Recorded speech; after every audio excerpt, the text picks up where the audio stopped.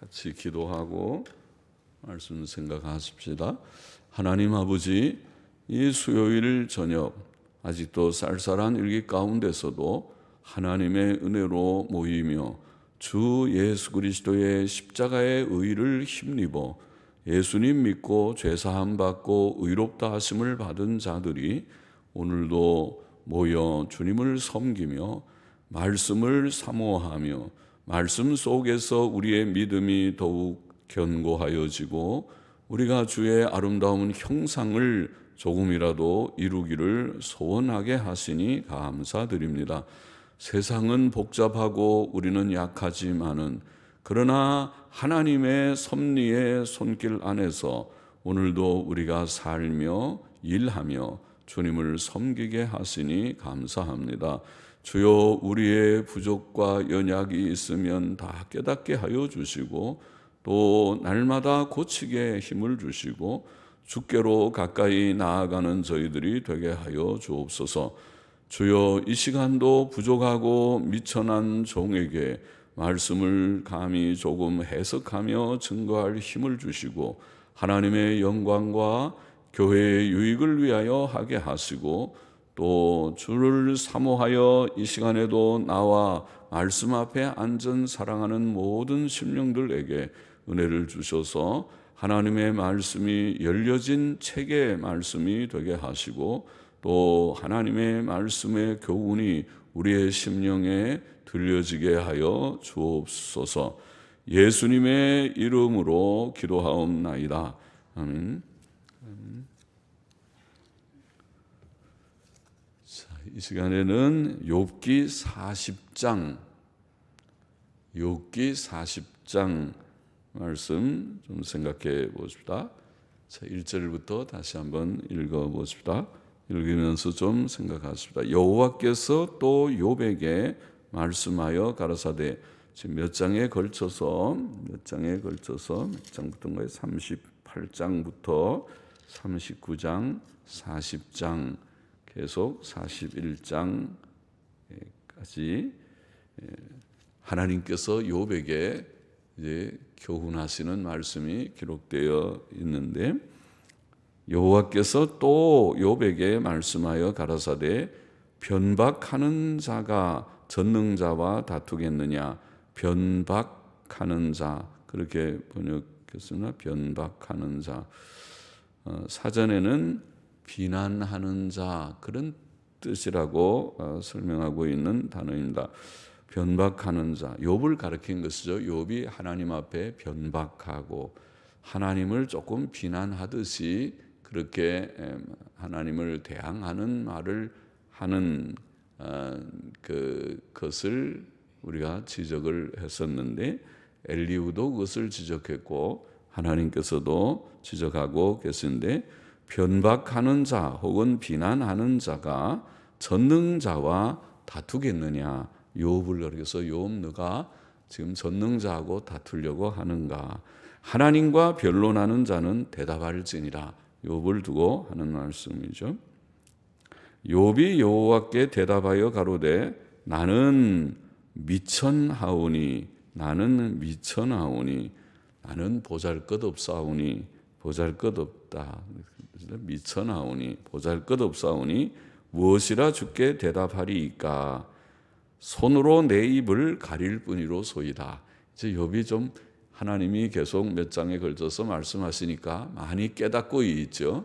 그래서 이제 하나님 앞에 전에는 당당하게 왜 그렇습니까? 나는 의롭게 착하게 사는데 이런 고난을 왜 주시는 것입니까? 하고 하나님께 항의하듯이 말하던 것이 좀 쑥 들어갔습니다.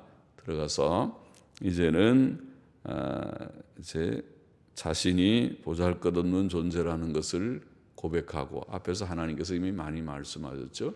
모든 짐승들도 다 언급하면서 앞장에서 8가지가 나왔던가요? 8가지 짐승을 다 언급하고, 또 그 전에는 또 하늘의 별이나 이런 것도 다 언급하고 하면서 말씀하셨죠. 그래서 욥이 나는 보잘것없사오니 무엇이라 주께 대답하리이까. 손으로 내 입을 가릴 뿐이로소이다. 내가 한두 번 말하여 싸운즉 다시는 더하지도 아니하겠고 대답지도 아니하겠나이다. 그렇게 말을 했습니다. 욥은 앞에서 우리가 앞장 쭉 욥기에 지금 전체가 42장인데 앞에 친구들의 말이 좀 나오고 욥이 거기에 대해서 변론하면서 점점 이제 하나님에 대한 좀 항의적인 말들이 간혹 나왔는데 몇 번 그런 말을 우리가 읽었습니다. 하나님을 비난하는 듯한 말을 몇 번 했었습니다. 9장 30절 31절에 보면 내가 눈 녹은 물로 몸을 씻고 잿물로 손을 깨끗이 할지라도 주께서 나를 개천에 빠지게 하시리니, 자기가 깨끗하게 몸을 씻고 손도 깨끗이 씻고 하는데 주님께서 나를 개천은 좀 깨끗하지 못한 그런 거죠. 보통은 다 집에서, 요즘에는 하수도 시설이 잘 돼 있지만 옛날에는 개천은 일종의 하수도입니다. 집에서 빨래하고 설거지하고 하는 물들이 다 흘러내려가서 개천으로 흘러서 저 강으로 바다로 내려가는데, 그래서 개천에 빠지게 하시리니 내 옷이라도 나를 싫어하리이다. 자기는 깨끗하게 몸도 씻고 우물물로, 옛날로 말하면 우물물로 깨끗하게 몸도 씻고 손도 씻고 했는데 하나님께서 자기를 개천에 빠지게 하셨다, 이렇게 표현했으니까 하나님께 대해서 조금 불평하는 얘기가 아닙니까? 자기는 잘하는데 하나님께서 개천에 빠뜨렸습니까? 또 13장 26절 27절에 보니까 주께서 나를 대적하사 괴로운 일들을 기록하시며 나로 나의 어렸을 때에 지은 죄를 받게 하시오며 내 발을 착고에 채우시며, 이런 표현도 했습니다. 하나님께서 자기를 대적하셨다고. 그래서 자기가 죄인이 아니라고 말하진 않죠. 욥이 자기가 또 어릴 때 죄가 있는, 또 부족할 때는 죄가 있고 또 커서도 뭐 죄 지은 일이 없지 않겠죠.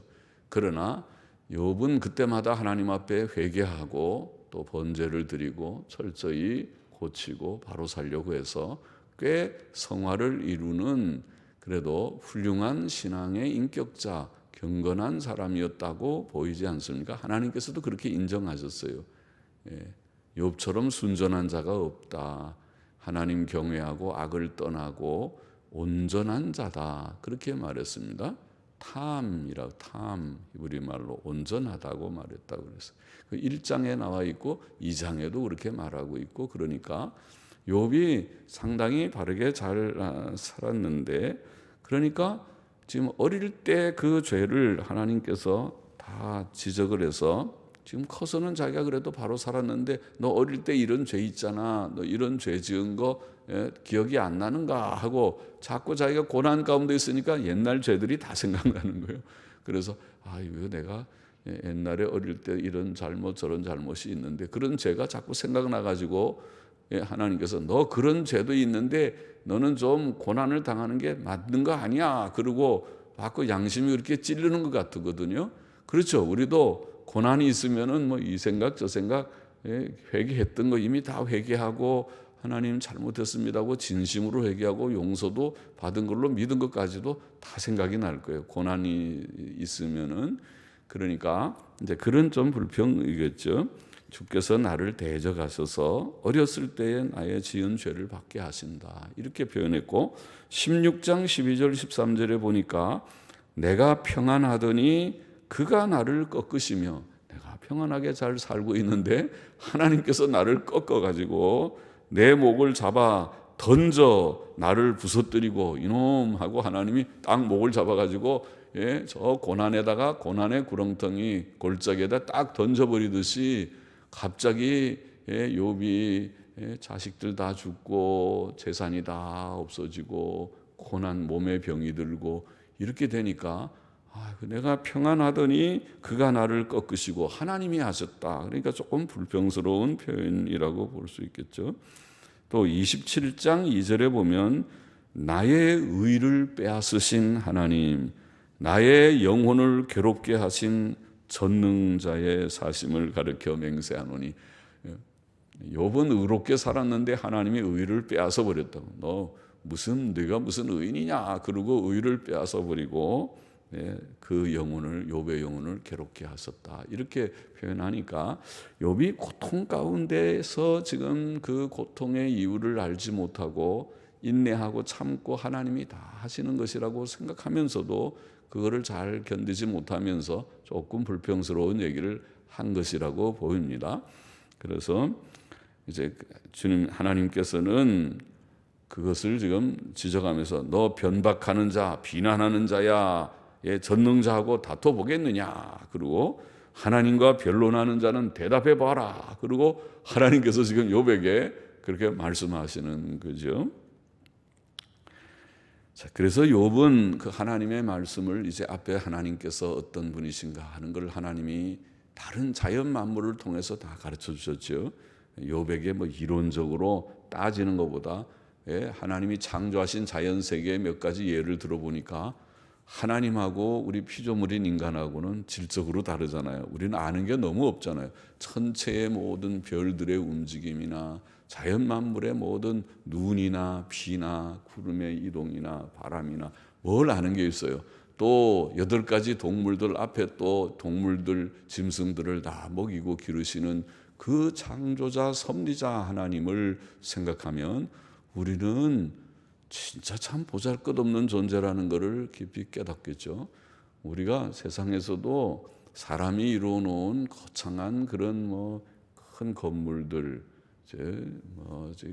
저기 강남에 나가면 큰 백화점들이나 큰 빌딩이나 그런 데 가보면은 다 위압돼서 굉장하게, 서울은 굉장한 도시다고 그러고 우리는 참 초라하게 보이고 그럴 수 있겠죠. 사람이 만든 것도 그러는데 그 정도가 아니라 눈을 들어서 하나님이 창조하신 이 자연 만물과 우주를 우리가 조금만 바라볼 수만 있으면 매일 땅만 쳐다보고 돈이나 벌려고 그렇게 딱 이 좋은 돈 만드는 기계, 돈 버는 기계처럼 살지 말고 조금 들어서 인생이 무엇인가 하고 하늘도 한번 쳐다보고 푸른 하늘도 보고 온 세계에 보고, 지금도 뉴스에 보니까 우리나라가 쏘아 올린 인공위성이 최초로 칼라로 지구의 아름다운 광경을 보내왔습니다. 그런 뉴스에 나오더라고요.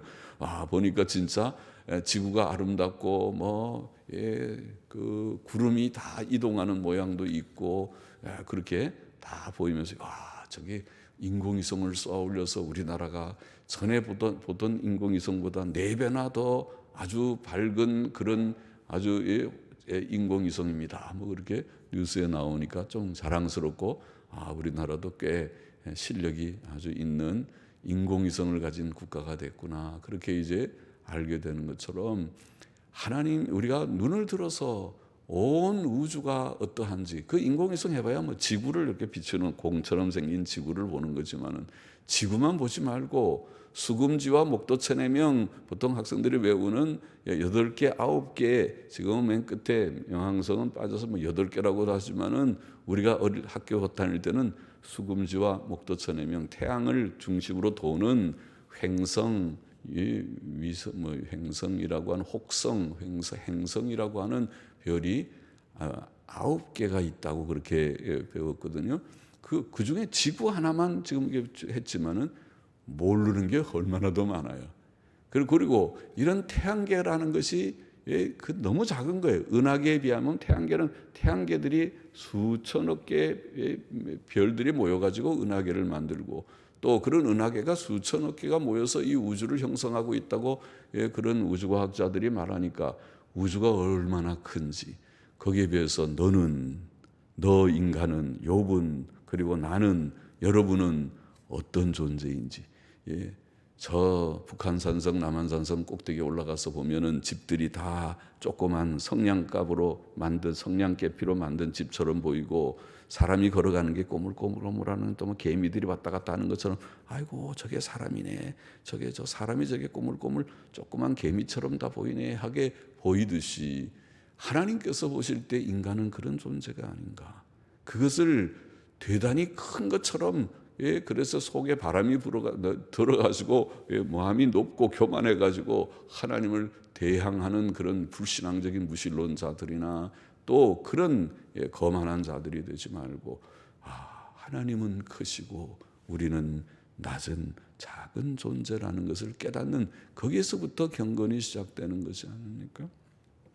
그래서 욥은 조금 깨닫고 나는 보잘것없사오니 나는 미쳐나오니 나는 보잘것없는 나는 무에 가까운 존재이니 보잘것없사오니 무엇이라 주께 대답하리이까 내가 한두 번 말하여 싸운즉 다시는 더하지도 아니하겠고 대답지도 아니하겠나이다. 그렇게 말했습니다.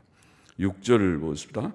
여호와께서 폭풍 가운데서 욥에게 말씀하여 가라사대 하나님의 위엄을 계속 보이십니다.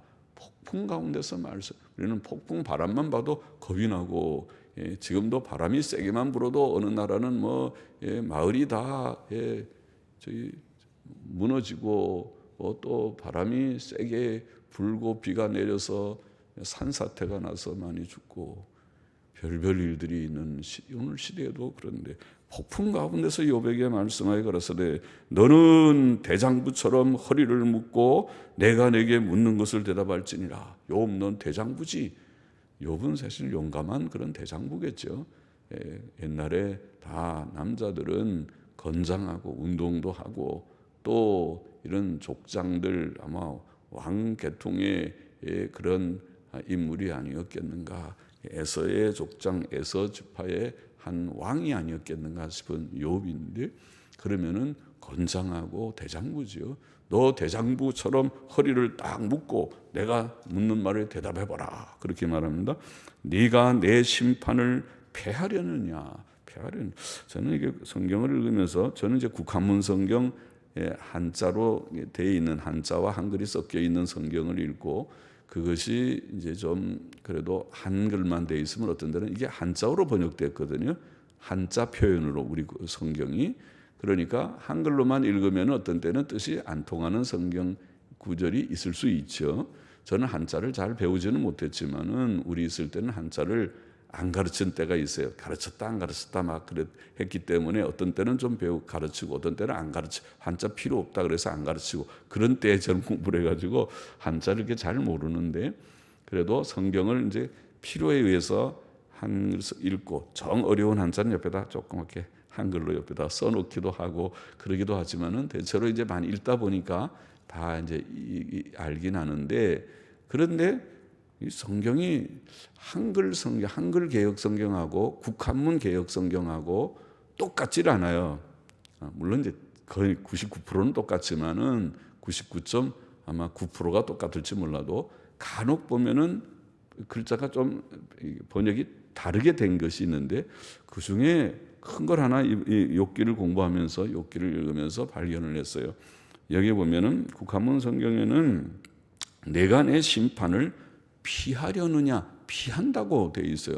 심판을 피한다. 또 말이 되는 것 같긴 하지만은 피한다는 말하고 패한다는 말하고는 전혀 뜻이 다르죠.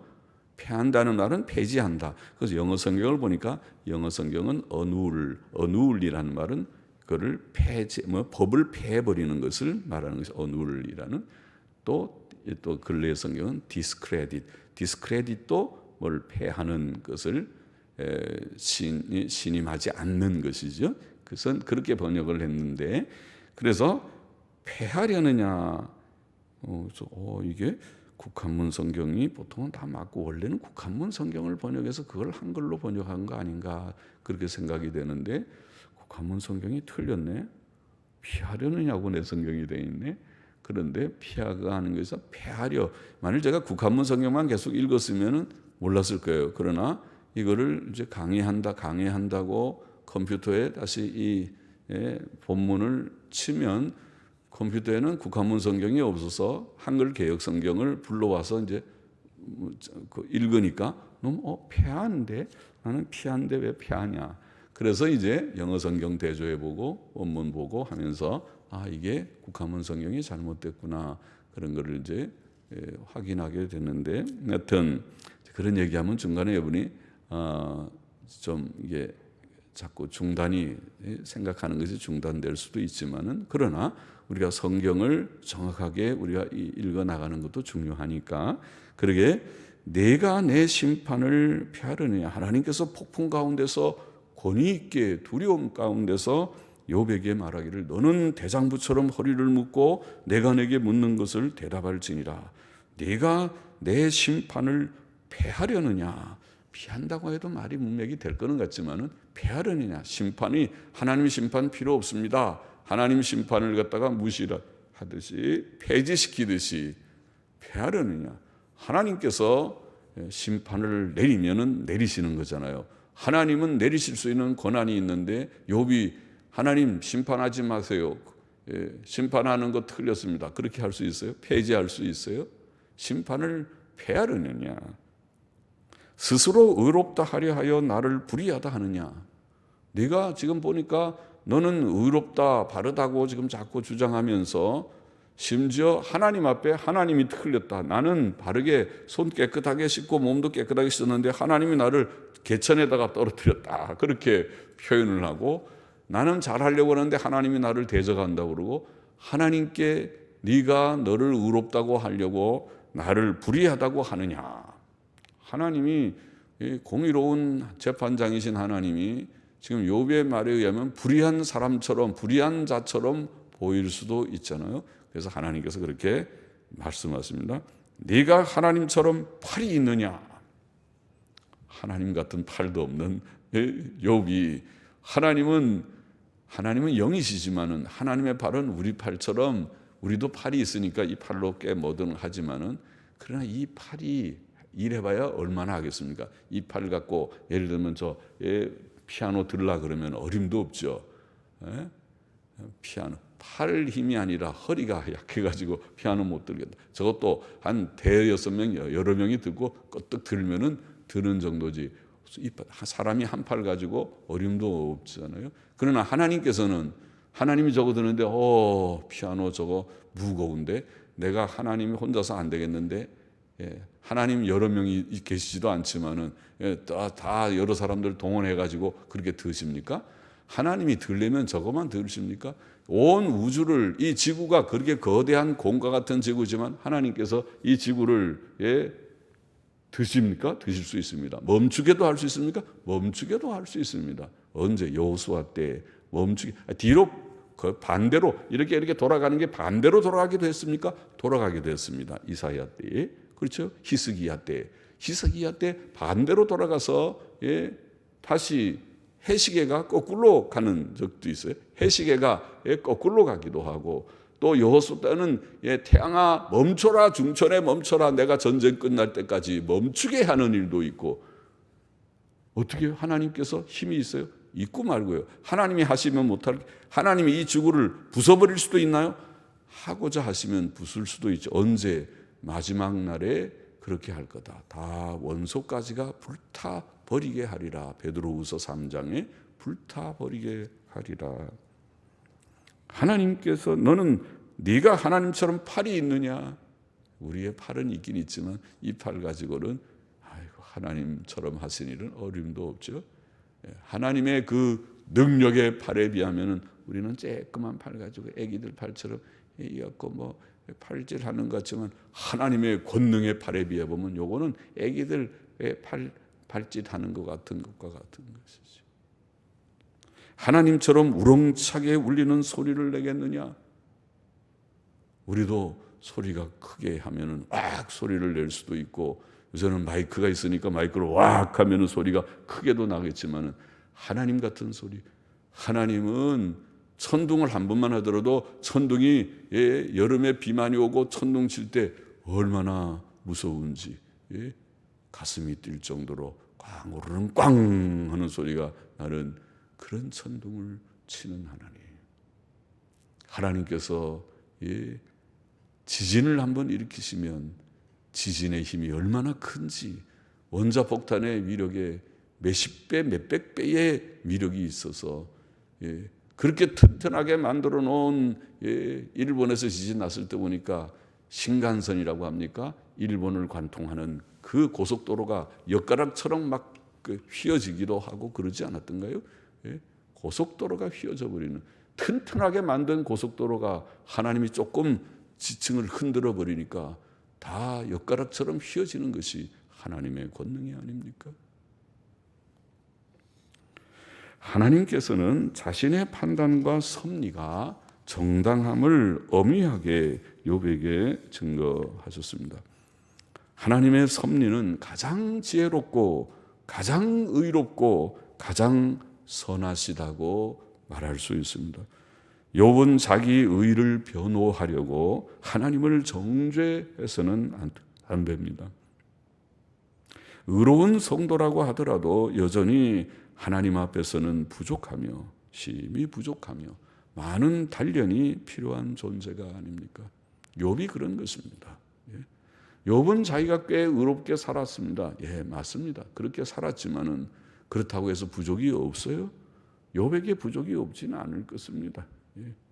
욥이 바르게 살려고 노력은 했지만은 하나님 앞에서 여전히 부족한 존재요. 또 하나님 앞에서 좀 훈련이 필요한 존재라는 것입니다. 그래서 욥기는 비록 욥이 특정한 죄 때문에 하나님께 고난을 받는 것은 아니지만은 그 고난을 통해서 욥은 인격적 성숙을 이루는 좀 더 요즘 말로 한 단계 업그레이드 되는 조금 업그레이드라는 말 아십니까? 나이 드신 분들도 컴퓨터를 하는 사람들은 업그레이드라는 말 많이 하죠. 업그레이드가 되는, 자꾸 그들이 프로그램을 자꾸 개발해서 조금 더 나은 프로그램을 만들 때 업그레이드 한다고 그래요. 업그레이드해서 돈 좀 더 받고 자꾸 단계를 더 높이는 것처럼 우리의 인격이라는 것이 늘 똑같지 않고 조금씩 향상되게, 그게 성화라고 말합니다. 지식적으로 성숙하고 인격적으로 좀 더 성숙해지는 그것을 필요로 한다는 것입니다. 그것이 하나님의 섭리입니다. 하나님의 섭리는 항상 정당하고 또 성도의 고난은 언제나 유익하다고 말할 수 있습니다. 그것은 성화입니다. 그래서 하나님께서는 하나님을 사랑하는 자, 곧 그 뜻대로 부르심을 입은 자들에게는 모든 것이 합력하여 선을 이루느니라. 로마서 8장 28절의 말씀의 뜻은 그것이죠. 하나님의 섭리는 합력해서 선을 이루시는 섭니다. 그것을 모르는 사람은, 하나님을 인정하지 않는 사람은 범사에 불평스럽겠죠. 이러면 이렇게 불평하고 저러면 저렇게 불평하고. 그러나 하나님을 믿고 하나님의 섭리를 믿는 사람은 범사에 감사합니다. 범사에 감사하게 됩니다. 하나님을 인정하니까 그렇습니다. 하나님께서 우리에게 주신 현실을 우리가 생각할 때 내 생각에는 왜 이런 현실이, 이거는 최선이 아니야, 이렇게 더 다른 게 좋은데 하겠지만, 아니요. 하나님의 판단이 당신 판단보다 나을 것입니다. 하나님의 판단이 우리 판단보다 낫습니다. 하나님께서 그것이 선이라고 생각하면 보십시오. 그것이 더 선일 것입니다. 그 말입니다. 그러니까 불평하지 않습니다. 하나님 앞에 겸손히 우리가 복종하며 하나님의 뜻대로 하시옵소서. 내 주여 뜻대로 행하시옵소서. 그렇게 하는 것입니다. 그리고 그 선을 이루시는 선은 무엇이라고 했습니까? 그것이 성화라 그래요. 성화가 첫 번째 선입니다. 성화가 핵심입니다. 그래서 고난은 우리의 지식과 인격의 성숙을 이룬다. 그것이 욥기의 고난의 경우도 그런 것입니다. 고난의 이유는 다르지만은, 욥기는 고난의 이유는 죄 때문에 당하는 고난이 있고 까닭 없이 당하는 고난이 있고 두 종류가 있지만은, 어느 고난이라 하더라도 고난은 결과적으로 유익합니다. 고난을 통해서 사람은 인격의 성숙, 인격의 성화를 이룹니다. 그래서 죄 지은 사람은 이제 거룩해지고, 또 하나님에 대해서 조금 알던 사람은 더 깊이 알게 되고, 하나님을 조금 믿고 의지하던 사람은 더 많이 의지하고 하나님을 절대적으로 의지하고. 그래서 고린도후서 1장에 바울이 고백한 거죠. 아시아에서 우리가 고난을 당하여 사형 선고를 받은 것 같았다고 표현했을 때, 그 고난의 목적은 이제는 우리 자신을 의지하지 않고 오직 살아계신 하나님만 의지하게 하신 것이다. 그렇게 말했죠. 그것이 성화입니다. 하나님을 더 절대적으로 믿고 더 사랑하고 세상 사랑하는 거, 보통은 우리가 고난은, 중요한 고난은 세상 줄 끊는 것이 있습니다. 고난이 없으면 세상 사랑하던 사람이, 세상을 사랑할 사람이 고난을 통해서 세상이 정말 그만하구나, 헛된 것이로구나, 그것을 깊이 깨닫게 될 때에 세상 사랑하지 않고 하나님 사랑하게 됩니다. 하나님을 더 바라보게 되는 것입니다. 10절 보십시다. 너는 위엄과 존귀로 스스로 꾸미며 영광과 화미를 스스로 입을지니라. 화미, 어려운 말이죠. 화미, 하다르라는 말은 광채, 영광과 광채를 스스로 입을지니라. 광채 그러면 좀 쉬운 말이죠. 자, 너는 위엄과 존귀로 스스로 꾸미며 영광과 광채를 스스로 입을지니라. 이것은 하나님께서 욥으로 하여금 하나님과의 본질적 차이를 더 느끼고 그에게 복종케 하시려고 하신 표현입니다. 하나님께서는 위엄과 존귀로 자신을 꾸미시고 영광과 광채를 스스로 입으셨지만 욥은 그렇게 자신을 꾸밀 수 없고 그런 영광과 광채를 입지도 못합니다. 그렇죠? 우리가 위엄과 존귀가 있으면 얼마나 있습니까? 또 영광과 광채가 있습니까? 위엄과 존귀, 영광과 광채는 하나님과 사람의 본질적 차이입니다.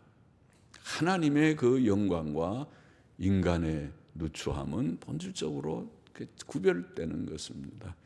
그래서 하나님께서 욥에게 말씀하시는 것은 네게 위엄과 존귀가 있느냐, 영광과 광채가 있느냐, 이런 질문과 같은 것입니다. 너는 없지 않느냐, 네가 얼마나 비천한 존재인지를 깨닫지 못하느냐, 그것을 가르쳐. 우리는 깨닫습니까? 예, 깨닫습니다. 예. 우리는 늘 부족한 존재인 것을 깨닫습니다. 여러 면에서 깨닫습니다. 예. 그것을 일찍 깨닫는 것이 지혜입니다. 많이 깨닫고 교만을 다 꺾어요. 아직도 깨닫지 못하는 사람은 돈 좀 있으면 교만하고, 좀 배우면 교만하고, 또 뭘 좀 가졌다 싶으면 교만하고, 교만해지기 쉬워요. 그래서 그 교만을 꺾어버려요. 부숴버려요. 다 죽여버려요. 그래야 돼요.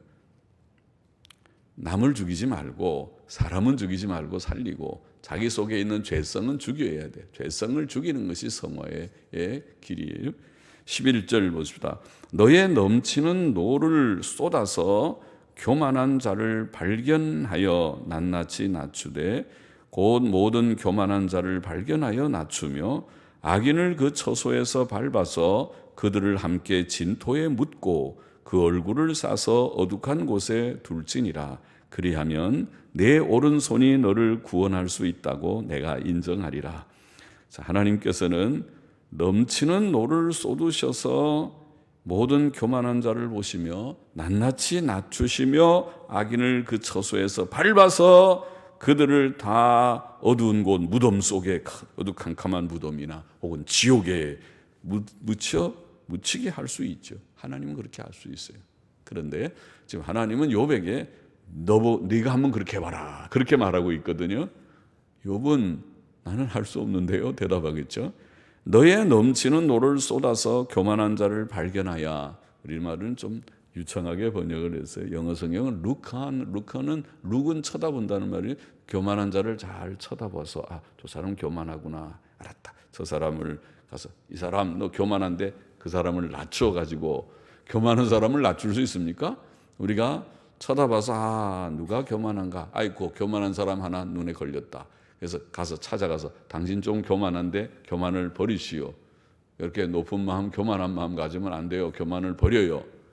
사람이 교만하면 보통 다 복을 차버리고, 교만하면은 망하는 것입니다. 사람이 교만하면 안 돼요. 온유와 겸손은 기본인데 사람이 온유와 겸손하지 않고 교만해서 다 일을 어그러뜨리고 망하는 경우가 많은데, 가서 교만한 사람 보고 낮춘다고, 당신 교만한데 좀 마음을 낮추시오 그런다고 낮춰집니까?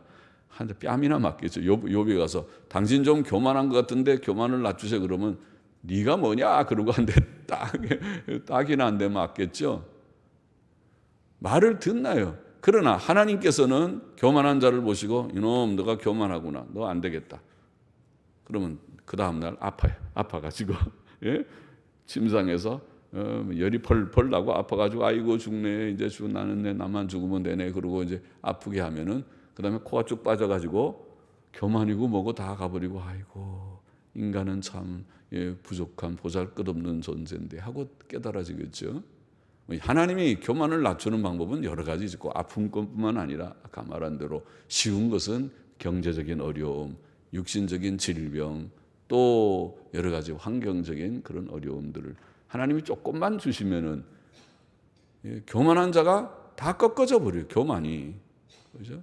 하늘까지 높아지는 교만이 펄펄 나던 교만이 다 꺾어져 버린다고요. 그래서 낱낱이 낮추되 곧 모든 교만한 자를 발견하여 바라보며 look은 보다는 교만한 자를 바라보며 낮추며 악인을 그 처소에서 밟아서 그들과 함께 진토에 묻고 악인들을 이 악인들 못 쓰겠다. 교만하고 악한 자들 내가 땅에다 묻어버린다. 그리고 진토에 묻고 그 얼굴을 싸서 어두운 곳에 둘지니라. 어둑한 무덤이든지 감옥이든지 거기다 너는 교만하고 악하니까 감옥에 좀 들어가라. 그렇게 할 수 있느냐? 너의 넘치는 노를 쏟아서 너 지금 욥이 지금 씩씩대고 나는 의로운데 뭐 어쩌고 저쩌고 그러니까 그래 너 씩씩대는 노를 쏟아가지고 교만한 자를 좀 찾아서 그를 보고 교만한 자를 그렇게 네가 낮출 수 있느냐? 낮춰보거라. 어둠에 좀 감옥에 가둬보거라. 그리하면 그렇게 내가 하면 내 오른손이 너를 구원할 수 있다고 내가 인정하리라. 그 말은 너 할 줄 모르니까 그러니까 괜히 그렇게 교만 부리지 말고 그냥 노하고 씩씩대지 말고 좀 가라앉혀. 마음 가라앉히고 깨닫고 나는 부족한 종입니다. 그렇게 고백하라. 그걸 지금 교훈해 주시는 거예요. 교훈해 주시는 것이.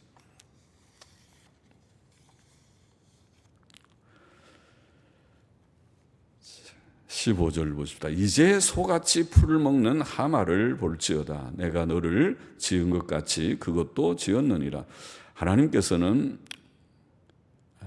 큰 짐승인 하마를 들어 앞에서 8가지 짐승들 다 얘기했다고 전장에 39장에서 생각했죠. 그 38장에는 끝에 2가지 짐승 언급이 있었고, 그런데 여기에 하마를 볼지어다. 내가 너를 지은 것 같이 그것도 지었느니라. 하마라고 번역한 원어는 히브리 말은 베헤모스인데, 그런데 영어 성경들은 이제 베헤못이 무슨 뜻인지 번역을 하지 않고 그냥 베헤못이라고 음력을 했어요. 그러니까 발음 나는 대로 영어 성경을 보면 영어 성경은 베헤못이라고 하는 그 단어를 그냥 썼어요. 베헤못이 뭔데요? 모르죠. 영어 사전에 없는 단어를 그냥 베헤못이라고 쓴 것은 히브리어 베헤못에 대한 학자들의 견해가 둘로 나뉘어서 그래요. 하나는 옛날 학자들은 코끼리 그랬어요. 엘레판트, 코끼리라고 했어요. 그래서 코끼리라고 설명하는 그런 강해의 설명도 있고 또 하마라고 그렇게 하는 설명도 있어요. 근래학자들은 하마라고 봅니다. 본문의 묘사를 쭉 읽어보면 16절부터 끝절까지를 읽어보면 그 둘의 어느 정도 다 맞는 것 같습니다. 하마의 묘사 같기도 하고 코끼리의 묘사 같기도 합니다. 하마와 코끼리는 육지에서는 풀을 먹습니다. 하마도 코끼리도 풀을 먹고 마는 말자를 쓰잖아요. 하마. 그러니까 물 속에 있는 말입니다.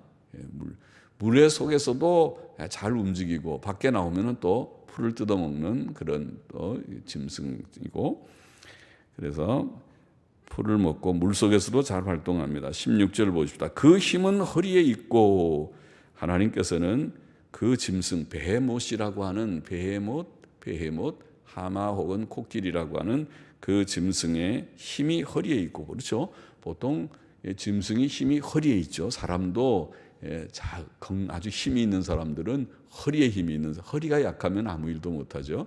전부 장사들은 허리가 튼튼한 사람들이죠. 그래서 운동을 하는 사람도 허리가 딱 튼튼한 사람들이죠. 그러니까 이 짐승도 허리에 힘이 있고 그 체력이 그 세력은 배의 힘줄에 있고 그 체력이 짐승의 힘이 짐승의 체력이 배의 힘줄에 허리에 있고 배의 힘줄에 있고 그 꼬리 치는 것은 백향목이 흔들리는 것 같고 꼬리도 얼마나 힘이 있는지 하마나 코끼리나 하마도 꼬리가 좀 길다고 그래요. 56cm, 56cm 그것도 꽤 긴 거죠. 꼬리가 조그맣진 않습니다. 56이면 거의 3뼘 정도 되니까 그 꼬리가 탁 치면 꼬리가 세고 코끼리는 한 1m 정도 된다니까 꼬리가 더 세죠. 코끼리가 꼬리를 가지고 확 치면은 아주 힘이 있겠죠. 그래서 하마도 대고 56cm 보통 되는 꼬리, 코끼리는 1m 되는 꼬리니까 다 되는데 꼬리 치는 것이 백향목에 흔들리는 것 같고 그 넓적다리 힘줄은 서로 연락되었으며 그 뼈는 놋관 같고 그 가리대는 철장 같으며 가리대, 우리 가리대가 뭡니까? 가리대, 갈비대. 갈비대. 가리대라는 우리말은 갈비대를 말합니다. 갈비대. 그런데 여기 그 뼈, 그 갈비뼈, 뼈는 놋관 같고 그 갈비대는 철장 같고 우리말은 아주 유창하게 번역했는데 그러나 히브리어 학자들은 이게 가리대라고 번역한 갈비대라고 번역한 단어도 그냥 뼈라는 뜻이라고 했으니까 뼈의 동의어 같습니다. 그 뼈가 놋관 같고 철장 같다. 그런 뜻이라고 보입니다. 19절 그것은 하나님의 창조물 중에 으뜸이라. 그러나 그것을 지은 자가 칼을 주었고 아마 송곳니 같은 것을 말하는 거 묘사 같은데 칼을 주었고 무섭죠. 코끼리도 어금니가 긴 게 쑥 밖으로 나와가지고 그걸로 칼처럼 콱 찌르면은 큰일 나잖아요.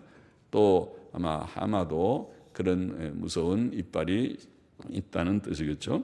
그래서 칼을 주었고 모든 들짐승의 노는 산은 그것을 위하여 식물을 내느니라. 산에서 자유로이 식물을 풀을 뜯어먹고 그것이 연줄기 아래나 갈밭 가운데나 못 속에 혹은 늪 속에 마르시라고 늪 속에 엎드리니 물에도 들어가죠. 하마도 그러고 코끼리도 물에서 수영도 잘하고 물 속에서도 잘 활동을 한다고 그래요. 그래서 못 속에 엎드리니 연 그늘이 덮으며 시내 뻗들이 둘렀구나. 하수가 창이란다 할지라도 강물이 막 물이 넘쳐서 비가 많이 와서 창이란다 할지라도 그것이 놀라지 않고 오 큰일 났다 강물이 이렇게 불었다 그러지 않고 요단강이 불어 그 입에 미칠지라도 요단강이라는 말을 했어요. 그래서 욥기를 쓴 욥의 배경은 에돔 지역이라고 생각하는데 에돔 지역나 요단강에 대해서 요단강에 가까운 지역 같아요.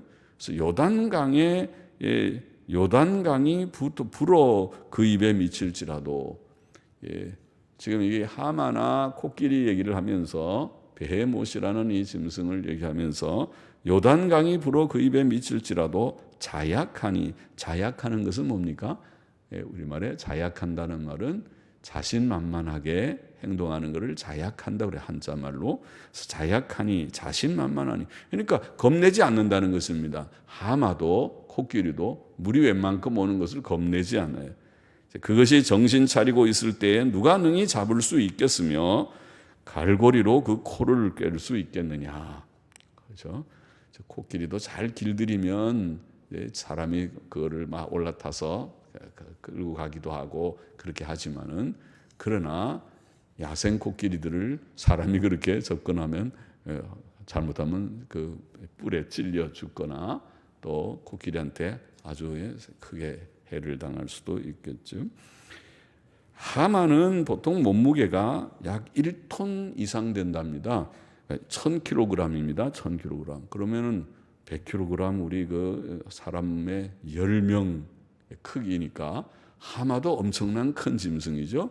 1톤 정도 되고 그리고 가장 큰 하마는 2.6톤이나 된다고 하니까 하마도 보통 큰 짐승이 아니고 코끼리는 보통은 5톤이라고 그래요. 그러니까 하마보다는 더 크죠. 백합전이나 코끼리가 크니까 아마 하나님이 만드신 그 창조물 중에서 으뜸이라고 하는 거 보니까 코끼리일지도 모르겠다. 이 베헤못이라는 말이. 그래서 그냥 영어 성경도 하마로 번역하지 않고 베헤못이라고 음력을 한 것이 아닌가 싶어요.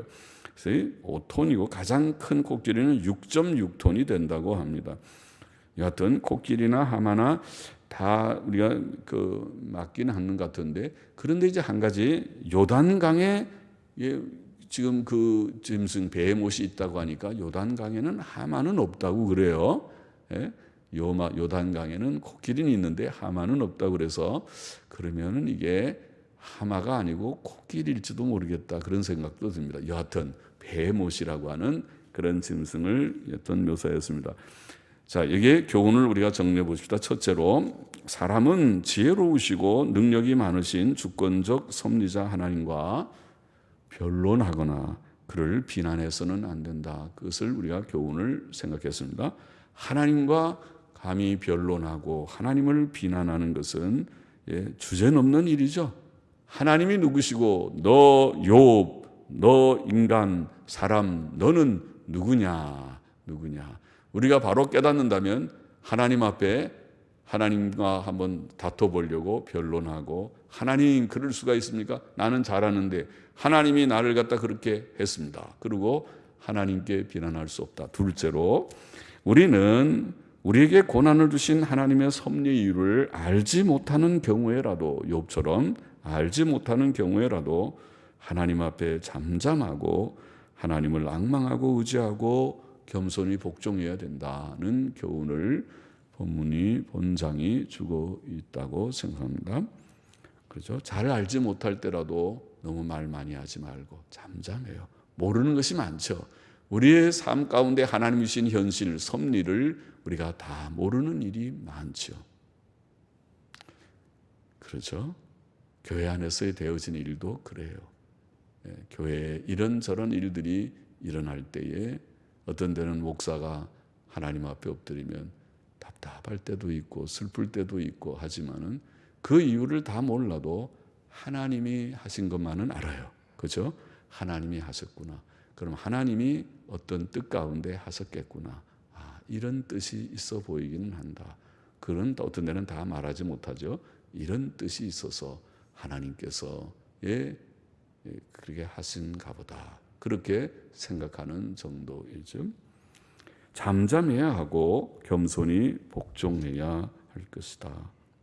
그리고 하나님께서는 다 합력해서 하나님이 가장 지혜로우시고 공의로우시고 선하신 하나님이시니까 하나님이 하시는 모든 일은 합력하여 무엇을 이룬다고요?